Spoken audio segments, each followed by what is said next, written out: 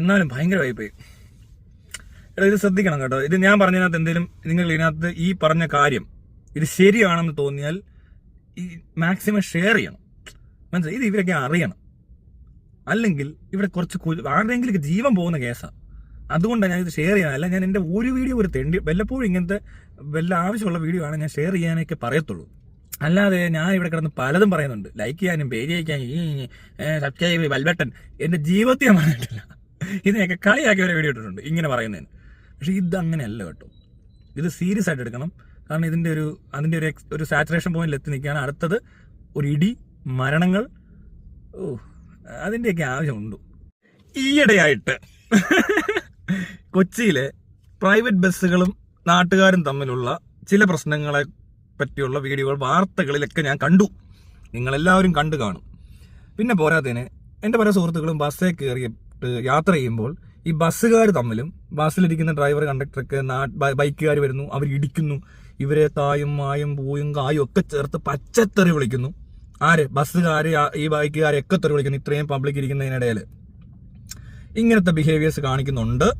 അതുപോലെ തന്നെ ഈ റാഷ് ഡ്രൈവിംഗ്, യാതൊരുവിധ ട്രാഫിക് നിയമങ്ങളും പാലിക്കാതെ എങ്ങോട്ട് തിരിക്കുമെന്ന് പറയാൻ പറ്റാതെ ഭയങ്കരമായിട്ട് ഹോൺ അടിച്ച് ഒരു പ്രത്യേകതരം മാനസിക നില തെറ്റിയ പോലത്തെ ഒരു അവസ്ഥ ഈ ബസ്സുകാരുടെ പ്രകടനത്തിൽ വളരെ വ്യക്തമായി കഴിഞ്ഞിരിക്കുന്നു. ഇനി ഇവിടെ നടക്കാൻ പോകുന്നത് പ്രൈവറ്റ് ബസ്സിന്റെ ഒരു ഭയങ്കര ആക്സിഡന്റ്. അത് ചിലപ്പോൾ കൊച്ചു പിള്ളേരെയൊക്കെ ഇടിച്ച് അരച്ചു കൊല്ലുന്ന സീൻ, അല്ലെങ്കിൽ ഏതെങ്കിലും പാവപ്പെട്ടവൻ വഴി നിൽക്കുന്നവന്റെ നെഞ്ചത്തൂടെ കയറ്റുന്ന സീൻ, ഇത് നടക്കാൻ പോവാണ്. അത് നടന്നു കഴിഞ്ഞിട്ട് ട്രാഫിക് പോലീസ് മാധ്യമങ്ങള് മകളെ മാപ്പ്, പിന്നെ ഇവരെല്ലാം ഭയങ്കരമായ റെസ്ട്രിക്ഷൻ നിയമം, പിന്നെ ബസ്സിന്റെ പെയിന്റ് മാറ്റൽ, ഇതൊന്നും ചെയ്യേണ്ട ആവശ്യമില്ല. ഈ ഓടുന്ന പട്ടിക്ക് ഒരു മുഴുവൻ മുന്നേ എന്ന് പറഞ്ഞ പോലെ ഇപ്പൊ ഇത് ചെയ്യണം. മനസ്സിലായി? ഇവരെ എന്താണ് ഇവർക്ക് സംഭവിച്ചേക്കുന്നതെന്ന് വെച്ചാൽ അതിനകത്ത് ഫ്രസ്ട്രേഷൻ ഉണ്ട്. അതുപോലെ തന്നെ മറ്റെന്തോ മാനസിക തരത്തിലുള്ള പ്രശ്നങ്ങൾ ഇവർക്കുണ്ടെന്നുള്ളതിന്റെ സൂചനകളാണ് എപ്പോഴും ഹോൺ അടിക്കുന്നതും എങ്ങോട്ടും വെട്ടിച്ച് തിരിച്ച് എന്തും ചെയ്യാം എന്നൊരു ധാരണ ഇവർക്കുണ്ടാകുന്നതും. അത് ഏതൊരു മനുഷ്യനാണെങ്കിലും ശ്രദ്ധിക്കുക. മനസ്സിലായി? അതായത് മറ്റുള്ളവർക്ക് അപകടം ഉണ്ടാക്കുന്ന രീതിയിലുള്ള പെരുമാറ്റങ്ങൾ ഒരാളല്ല ചെയ്യുന്നത്. ഇപ്പോൾ ഇവിടെ ട്രാൻസ്പോർട്ട് ബസ്സിന് അത്രയും പ്രശ്നം കണ്ടില്ല, എന്നാൽ ഉണ്ട്, ഇല്ലെന്നല്ല. പക്ഷെ ഇപ്പോൾ കൊച്ചിയിലെ പ്രൈവറ്റ് ബസ്സുകളായിട്ടാണ് പൊതുജനം പറഞ്ഞു തുടങ്ങിയിട്ടുണ്ട്.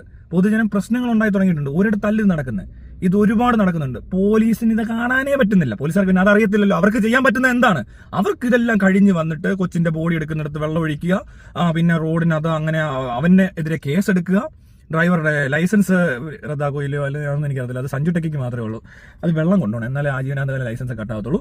പിന്നെ ഇവരുടെ അങ്ങോട്ടും ഇങ്ങോട്ടുള്ള പ്രശ്നങ്ങൾ, മറ്റേ പ്രശ്നം മറിച്ച പ്രശ്നം, പിന്നെ വാർത്താ ചാനലുകൾക്കാണെങ്കിലും ഇപ്പൊ ഇങ്ങനത്തെ ഒരു കാര്യം പറഞ്ഞാൽ കിട്ടുന്ന റീച്ചല്ല. ഒരു കുഞ്ഞ് മരിച്ചു കഴിഞ്ഞാൽ ആ കുഞ്ഞിന്റെ ശവശരീരവും കൊണ്ടുപോയി മറ്റേ ബെൻസ് ആയിരുന്നെങ്കിൽ ഈ ബസ് ബെൻസ് ആയിരുന്നെങ്കിൽ അത് ഇടിക്കുന്നതിന് തൊട്ട് മുമ്പ് ഓട്ടോമാറ്റിക്കായി ബ്രേക്ക് അപ്ലൈ ചെയ്യുകയും ഈ കുഞ്ഞിന് തൊട്ടിപ്പുറത്ത് നിന്നാൽ പോലും മരിക്കില്ലായിരുന്നു എന്ന് പറയുകയും ഒക്കെ ചെയ്യാൻ പോലും ചാനലുകാർ ഇവിടെ ഉണ്ട്. അപ്പൊ അതുകൊണ്ട് അവര് പലതരം മാർക്കറ്റിങ്ങുകൾ അതിനകത്ത് ഇടയിൽ കൂടെ ചെയ്യും. ഒരു ശവം കിട്ടിയാൽ, ഒരാൾ മരിച്ചെന്നറിഞ്ഞ് ശവം കിട്ടുന്നത് വരെ മാർക്കറ്റ് ചെയ്തവരൊക്കെ ഉണ്ട്. അപ്പൊ അങ്ങനെ ശവത്തെ പോലും മാർക്കറ്റ് ചെയ്യുന്നത്, പിഞ്ചു കുഞ്ഞിന്റെ ശവം പോലും പിച്ചിച്ചീന്തി അത് തിന്നാനും മടിയില്ലാത്ത അമേദ്യമ പ്രവർത്തകരും അധർമ്മം നടക്കുന്ന സ്ഥലത്ത് ഇതൊന്നും ആരും പറയാൻ കാണത്തില്ല. ഇത് കണ്ടിട്ടുണ്ട്, പല മീഡിയകളിൽ ഇത് വന്നിട്ടുണ്ട്, വിഷ്വൽസ് കണ്ടു. അതായത് അവിടെ സംഘർഷം, മറ്റേ അടിപിടി, ബസ് ഡ്രൈവറും ഈ പറഞ്ഞ ആൾക്കാരും തമ്മിൽ എന്തോ കച്ചറ, അവരങ്ങോട്ടും ഇങ്ങോട്ടും എന്തോ തെറി വിളിക്കുന്നു. അതിൽ നിന്നും എന്താണ് ഈ പൊട്ടന്മാർക്ക് മനസ്സിലായെന്ന് മാത്രം ആരും പറയുന്നില്ല.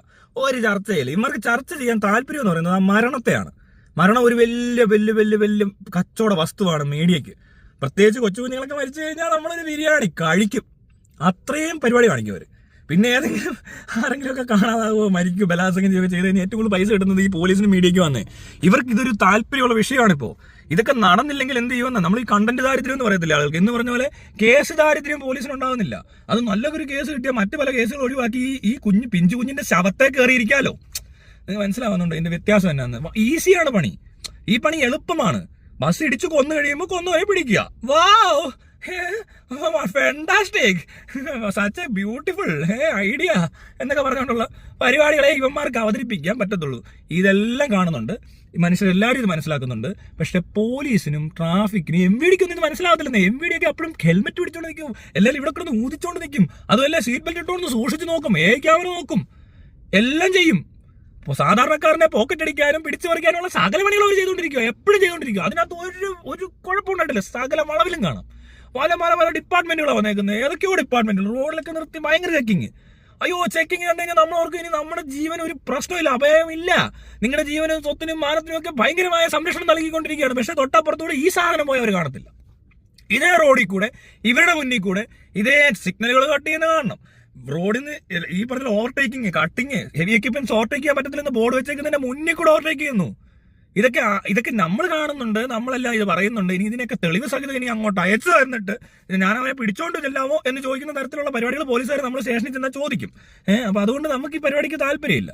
ഇനിയിപ്പോൾ ഇടിച്ചെത്ത ചാത്ത് അത്രേ ഉള്ളൂ. ഇനി ഏതെങ്കിലും കൊച്ചു എത്താൻ നമ്മൾ കണ്ടിട്ട് കൊച്ചിയെ പറ്റി വീഡിയോ ഇട്ട് എനിക്ക് വല്ല കണ്ടന്റൊക്കെ ക്രിയേറ്റ് ചെയ്ത് ഇവരെയൊക്കെ ചീത്ത വിളിച്ചിട്ട് $1 കിട്ടുമ്പോൾ ഞാനും ഈ പറഞ്ഞ പോലത്തെ അവനാ വീഡിയോ ഉണ്ടാക്കി കാശുണ്ടാക്കുമല്ലേ.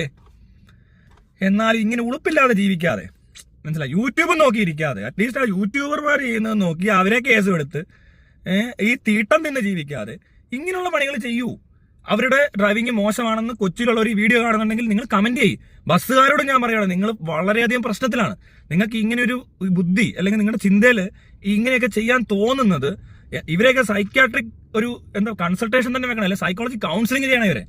കാരണം അവർക്ക് അങ്ങനെ ഒരു ചിന്ത വരുന്ന എവിടെ നിന്നാണ്? ഇത് അപകടകരമായ നീക്കമല്ല, നമ്മളിത് വളരെ കറക്റ്റായിട്ട് ചെയ്യുന്നത്, മത്സരിക്കുന്നു, ഹോൺ അടിച്ചോണ്ടേയിരിക്കുന്നു, ഇങ്ങനെയൊക്കെ ഹോൺ അടിച്ചോണ്ടിരിക്കുന്നത് ഒരു മാനസിക രോഗമല്ലേ?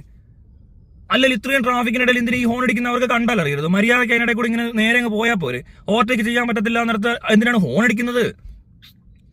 ഈ സിറ്റി ലിമിറ്റ്സിൽ ഓവർടേക്ക് ചെയ്യാൻ ഹെവി എക്യുപ്മെന്റ്സിൽ പറ്റത്തില്ല എന്ന് പറയുന്നിടത്ത് ഹോൺ അടിക്കേണ്ട ആവശ്യം എന്താ? ആരും ഇവിടെ പോകാൻ നിൽക്കുന്നവരല്ല, അവർ മുന്നിൽ വെറുതെ ഇങ്ങനെ ഇരിക്കുമോ?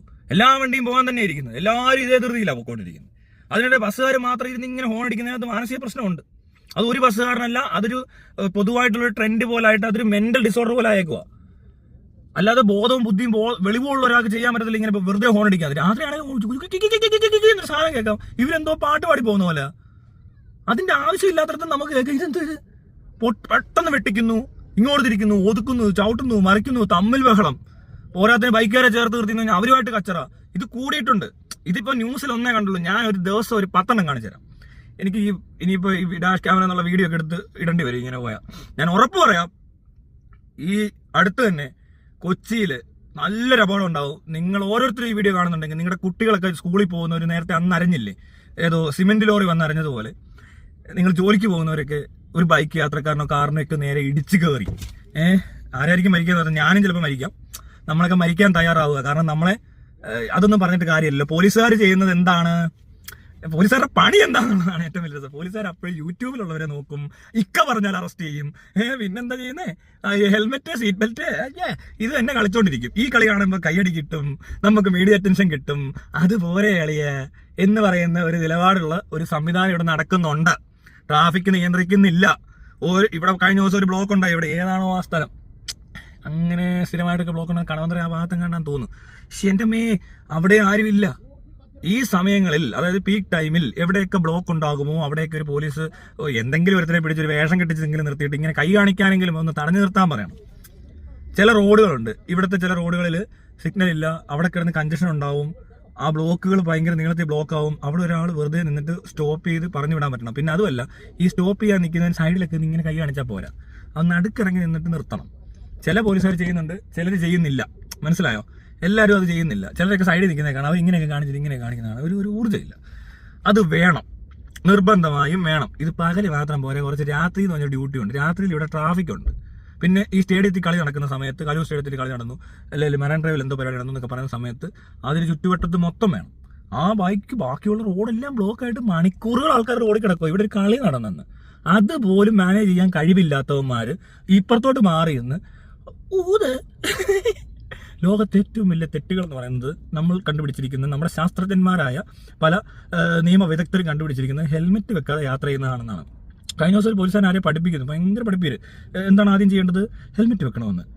ആദ്യം ആ റോഡ് നന്നാക്കണം, അതിനകത്ത് കുഴികൾ നികത്തണം, റോഡ് സിസ്റ്റം നന്നാക്കണം, ട്രാഫിക് കൺട്രോൾ ചെയ്യണം. അത് കഴിഞ്ഞിട്ട് ഹെൽമെറ്റ്, സീറ്റ് ബെൽറ്റ് ഇതൊക്കെ നോക്കണം. ആരെങ്കിലും ഒന്ന് ഫോൺ വിളിച്ചുകൊണ്ട് കാർ ഓടിച്ചാൽ എന്താ കുഴപ്പം? അങ്ങനെയൊന്നും വണ്ടി ഇടിക്കത്തില്ല. കാറിനകത്തിരുന്ന് ഫോൺ ചെയ്താൽ ഡോണ്ട് ടെക്സ്റ്റ് വൈൽ ഡ്രൈവിംഗ് എന്നുള്ളതാണ്. അതൊരു ഇന്റർനാഷണൽ സ്റ്റാൻഡേർഡ് തന്നെ. അല്ലാതെ കോൾ ഉണ്ടെന്ന് വെച്ച് ഇവിടെ ഇപ്പോൾ പാട്ട് കേൾക്കുന്ന പോലെ ഉള്ളൂ, ഒരു ശബ്ദം കേട്ട് ഒരാൾ കേട്ടു, സ്പീക്കറെ കേട്ടു, അല്ലെങ്കിൽ ഇവിടെ വെച്ചോണ്ടിരുന്നാൽ ഇവിടെ ഇരുന്ന് ഇങ്ങനെ ഓട്ടോമാറ്റിക് ഒരു കാറാണ് പലരും ഒറ്റ കയ്യാൽ തന്നെ ഓടിക്കുന്നത്. ഇതിങ്ങനെ വെച്ചിട്ട് കാര്യമില്ല, ഇവിടെ ഇങ്ങനെ വെച്ചെന്ന് പറഞ്ഞുകൊണ്ട് അങ്ങോട്ട് പോയി, അയ്യോ ഇതിങ്ങനെ ആയിപ്പോയി. അപ്പോൾ എന്താണെങ്കിലും അത്രയേ ഉള്ളിത്. അത്രയും ചെറിയ ചെറിയ കാര്യങ്ങൾ ശ്രദ്ധിക്കുന്നവർ എന്തുകൊണ്ട് ഇത്രയും വലിയ വലിയ മാറ്റങ്ങൾ കാണുന്നില്ല? കാണാൻ എവിടെയാ? അതിനുള്ള ബോധമുള്ളവന്മാരില്ലിപ്പോൾ. എല്ലാം ഇത്തിരി വിടലകളാണ്. കുറെ എണ്ണം എന്തൊക്കെയോ കാണിച്ചിട്ട് PSC എന്ന് പറഞ്ഞ് എന്തോ ചെറിയ പരീക്ഷയൊക്കെ എഴുതിയിട്ട് പൊട്ടന്മാർ കുറെ എണ്ണം വിവരവും ഇല്ല വെളിവും ഇല്ല. എന്റെ ഫോട്ടോ ഒക്കെ എടുത്ത 4-5 പോലീസുകാരുണ്ട്. ലോക്കപ്പിൽ നിൽക്കുന്ന ഫോട്ടോ എടുത്തിട്ട് സോഷ്യൽ മീഡിയയിൽ അപ്ലോഡ് ചെയ്ത മണ്ടന്മാരുണ്ട്. അത്രയും വിടലകളുടെ എണ്ണം കൂടിപ്പോയി. എങ്ങനെയൊക്കെയോ കയറിപ്പറ്റി. മലയാളം അല്ലാതെ ഒരു ഭാഷ പോലും അറിയത്തില്ല. നല്ല പൊട്ടന്മാർ. വേറെ ലോകത്ത് നടക്കുന്ന ഒരു സംഭവം അറിഞ്ഞിട്ടില്ല. കേരളം വിട്ട് തന്നെ പോയിട്ടുണ്ടോ എന്ന് സംശയമുണ്ട്. ഒന്നും അറിയത്തില്ല.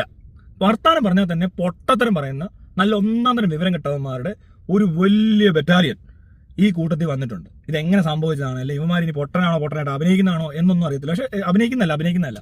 അല്ലെങ്കിൽ ഇങ്ങനെ ഫോട്ടോ എടുക്കലും സോഷ്യൽ മീഡിയയിൽ അപ്ലോഡ് ചെയ്യുന്നത് അവരുടെ പണിയല്ലെന്നുള്ളത് അവർ അറിയണമായിരുന്നു. അതൊന്നും അവർക്ക് അറിയത്തില്ല. ഞാൻ ഈ സംഭവത്തിൽ കൂടെ പോയപ്പോൾ കണ്ട കാര്യങ്ങളാണ്, മനസ്സിലായോ? ഈ കലാപം സൃഷ്ടിക്കാൻ ശ്രമിച്ചിട്ട് മോഹൻലാൽ ഫാൻസിനിടെ അങ്ങനെ പോയപ്പോൾ കണ്ട കാര്യങ്ങളാണ് ഞാൻ ഈ പറയുന്നത്. ഞാൻ മനസ്സിലാക്കിയ കാര്യങ്ങളാണ്. ഞാൻ പലയിടത്തും ഇടപെടൽ കാണുമ്പോൾ എനിക്ക് മനസ്സിലാവുന്ന കാര്യം ഞാൻ ഈ പറയുന്നത്.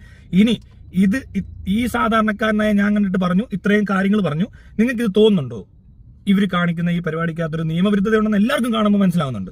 നിയമവിരുദ്ധത വിട്ടോട്ടെ, അങ്ങനെയല്ല. അവർ നിയമപാലകരുടെ കേസങ്ങ് വിട്. ഈ പറഞ്ഞ ആളുകൾക്ക് എന്താ ഇത് തോന്നാത്തത്? അവർക്ക് എന്തെങ്കിലും കൗൺസിലിങ്ങിന് ആവശ്യമില്ലേ? ഈ ഡ്രൈവർക്കും കിളിക്കും അവർ ഈ ബസ്സിലിരുന്ന് പറയുന്ന ഈ തെറികൾ. ഇപ്പോൾ യൂട്യൂബിൽ മരുന്ന് പറഞ്ഞപ്പോൾ വലിയ പ്രശ്നമാണ്. പക്ഷേ എല്ലാ ദിവസവും ബസ്സിൽ കയറുന്നത് യൂട്യൂബിൽ കയറി വീഡിയോ കാണുന്ന പോലല്ല, മനസ്സിലാവുന്നുണ്ട്. ഇപ്പോൾ യൂട്യൂബിൽ ഏജ് റെസ്ട്രിക്ഷൻ ഉണ്ട്, മറ്റു കാര്യങ്ങളുണ്ട്. 18 വയസ്സൊക്കെ കൂടുതലുള്ളവർക്ക് കാണാനുള്ള വീഡിയോ ഒക്കെ ഞാൻ ഇട്ടിട്ടുള്ളൂ. ഞാൻ കിഡ്സിന് വേണ്ടി വീഡിയോ ഇടുന്ന ആളല്ല.